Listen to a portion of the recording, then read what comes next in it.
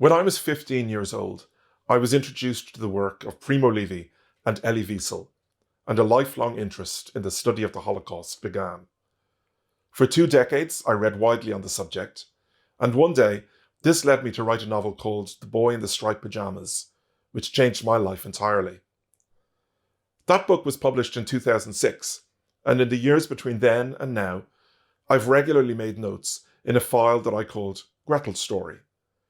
It was a book I hoped to write one day, telling the story of Bruno's older sister Gretel, who, at the end of her life, looks back at the experience she was part of and is forced to examine her conscience regarding her guilt and complicity in those times. My plan had always been to wait until I was very old and produce it as my last book. But then the pandemic happened, we were all in lockdown, and somehow I felt that now was the time. And so, in February of last year, after finishing The Echo Chamber, I sat down and started to write.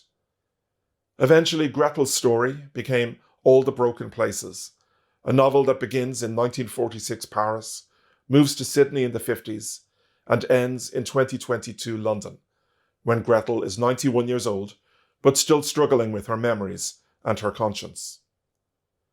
I hope all those readers who embraced the earlier novel will be keen to discover what happened to Bruno's family after he made that fateful journey to the other side of the fence and witness the consequences and the devastation of the post-war world. I'm very proud of The Boy in the Striped Pyjamas, and I hope you're going to find All the Broken Places to be just as moving, unexpected, and powerful.